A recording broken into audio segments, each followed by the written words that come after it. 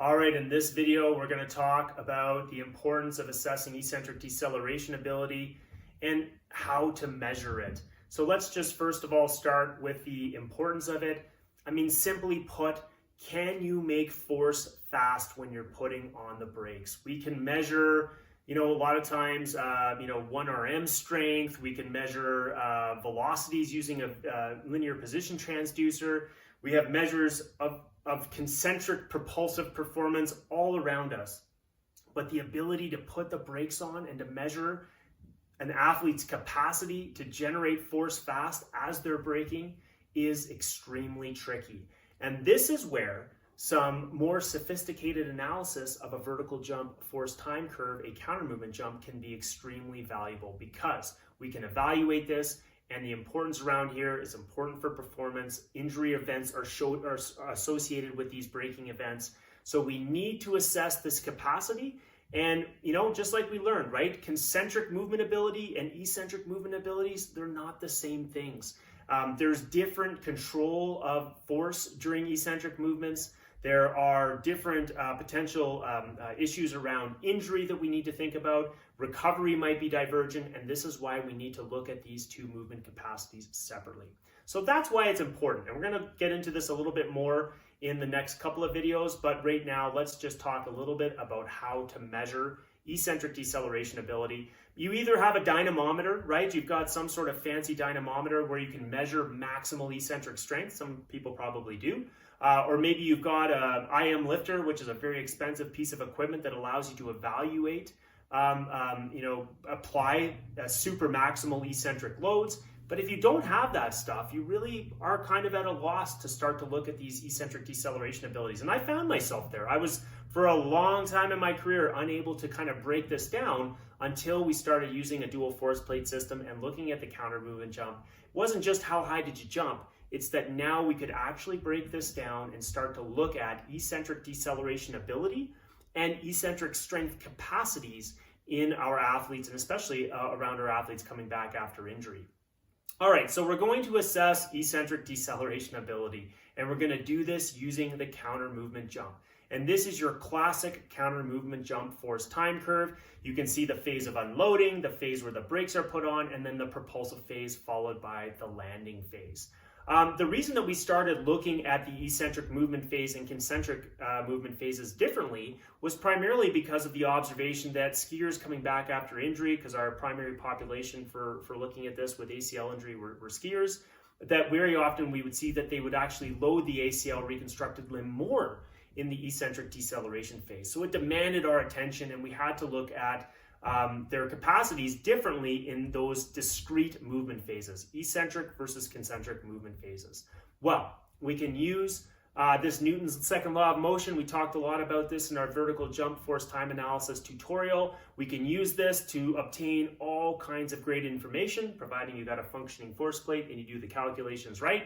But we can use this to obtain the velocity of the body center of mass shown down below in figure C. And we can use this to define our phases of interest in a reliable and standardized way, to define our phases of interest in the vertical jump.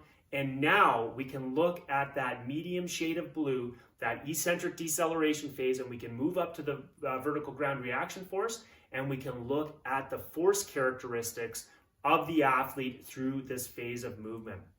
All right, so here's what you got. You've got your unloading phase, you've got your eccentric deceleration phase, and you've got your concentric or propulsive phase. And we're going to talk a little bit about what we can break down in terms of our vertical jump force time analysis for looking at those phases of movement. So first of all, I'm just going to draw out roughly where we would expect the eccentric deceleration phase to be. And I'm going to draw out on the bottom here what we would be expecting to see with the velocity of the body center of mass. So it would probably look something like this, right? So there's our takeoff velocity. And roughly, these would be the phases, right? Drawing that pretty well. These would be the phases where we would be looking at this braking phase or this eccentric deceleration phase. So basically it's the minimum downward velocity to the point of the second zero crossing, where our velocity of the body center of mass is basically at 0 before I start to come back up in the propulsive phase of the jump. So this is the phase that we care about when we want to break down eccentric deceleration ability.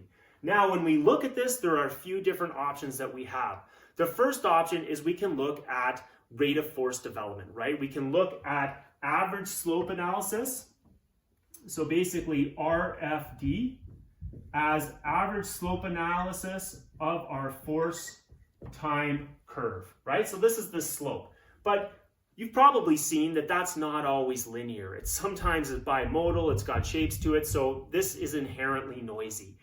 Coefficients of variation, maybe 14 to 20%, depending upon what you read. Probably not going to see those little differences that you want to see in a non-injured athlete population. Maybe useful for somebody coming back after injury, because sometimes the deficits are bigger than 14 or 15%. They could be 20, 30, 40% different side to side, right? So that gives you a sense there. But the other thing that's at our disposal is we can also look at the kinetic impulse. So this is the area underneath the force time curve.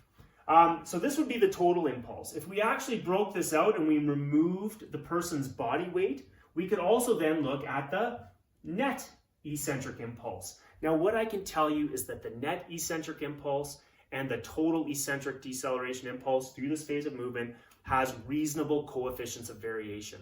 So we're talking about in that range of 3 to 5%, 3 to 6%, which gets us into that range of maximum voluntary contraction strength that we might measure under isometric conditions. But here are a few other things that we might want to look at. So this second zero crossing is actually particularly interesting, because this is really that transition point in the jump where the athletes now going to start to be coming back upwards off the ground.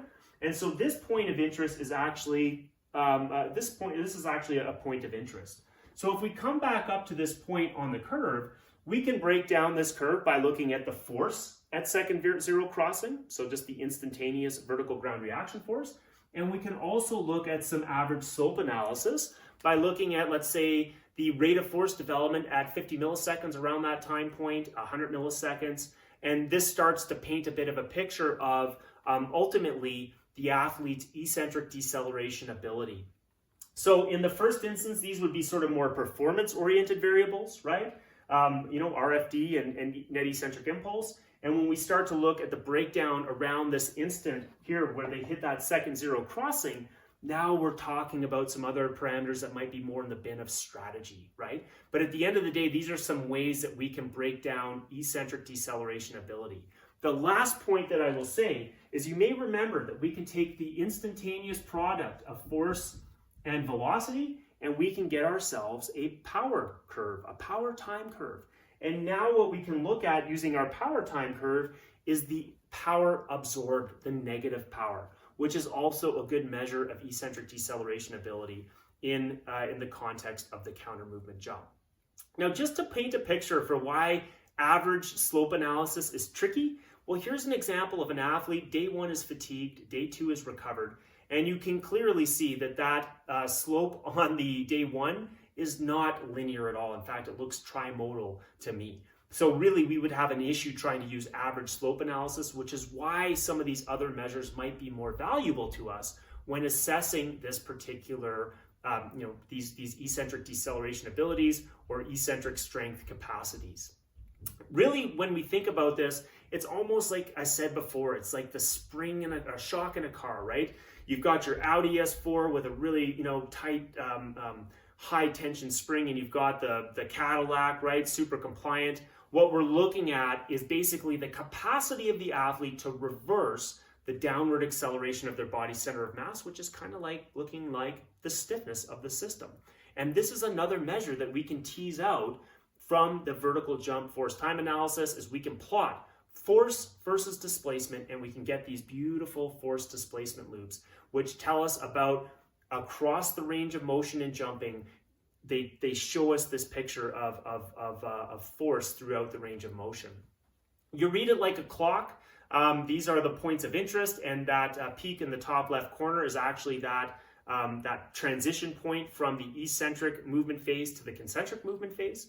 And we can break that down and we can look at it at the slope analysis as well between that time point of the initiation of the eccentric deceleration phase to the termination, and we can calculate force over displacement throughout that range of motion, which gives us limb stiffness. And now this limb stiffness value can also be used to characterize eccentric deceleration ability. And we see some beautiful pictures in athletes recovering after ACL injury by plotting the left versus the right in athletes who are returning from ACL reconstruction surgery. The final stopping point is to talk about how we might now look at higher strength capacity, right? Because, a lot of times when we look at this, and especially when we look at it in athletes like alpine ski racers, or you think maybe American football, you often get the question that comes up, they'll say, well, geez, is the counter movement jump really reflective of the types of forces and load that this athlete might need to be managing in their sport?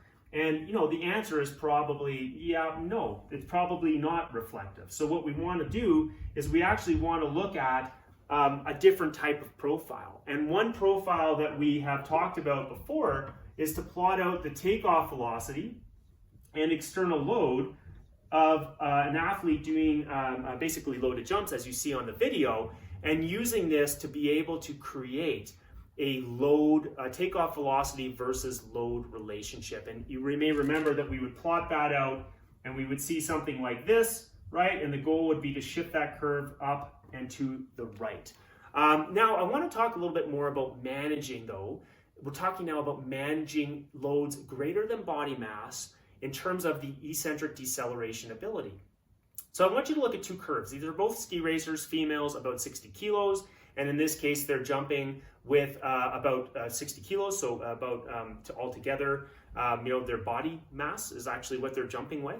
And I want to look at athlete number 1 and athlete number 2. So here's athlete number 1. This is her eccentric deceleration phase and her concentric propulsive phase. And let's take a look at the athlete represented by curve 2. And you can see some very, very clear differences in terms of the eccentric rate of force development and also the eccentric impulse, the shape of the curve for the athlete represented by curve 2 comparatively to curve 1. So what we could see here is a greater capacity for her to manage those extra loads above body mass, measured using this methodology, the counter movement jump, and using extra loads to be able to assess these capacities in more detail. Let's just take a quick look, real world example about where we might be able to use this. This is actually from a small little training study, unpublished, but looking at alpine ski racers jumping with their body mass, BM, and their body mass plus 43 kilos, BM plus 4.3. We see the panel on right is the athletes who get tested at baseline and don't go on to suffer an injury. And then I'm going to show you the injured athletes in a second. The teal color is the elite athletes, and the coral color is the adolescent or development level athletes. So the first thing looking here, takeoff velocity versus load, shifted down and to the left. Down and to the left means relatively untrained. And, sport like ski racing where you need to be well trained and strong. Interesting to note, the profiles of the athletes who go on to suffer injury, including a senior elite athlete who actually had a very low profile, relatively speaking, in terms of her takeoff velocity versus load profile. But take a look at the net eccentric impulse versus load profile. This profile is actually markedly different, right? Again, we see that we're looking at just a really big depression in the eccentric strength capacity with these extra loads, and this is just now sort of giving you the indication of how we might be able to apply our assessment of eccentric strength capacity using the counter movement jump. Because here, by defining the eccentric deceleration phase, we can now look at eccentric strength capacity both with body weight and with extra load and build out some profiles that can really provide us with some intel and allow us to use this information to not only look at how our athletes move eccentrically, but their capacity and their strength through these ranges of motion. So with that said, that's a wrap on our video on assessing eccentric deceleration ability. There's more detail on this in the mechanical muscle function course and also in the tutorial on assessing vertical jump, doing vertical jump force time analysis. But these are the basics of how we can basically break down the counter movement jump force time curve to extract information that we can actually apply in the real world to be able to make some decisions around performance and sport injury.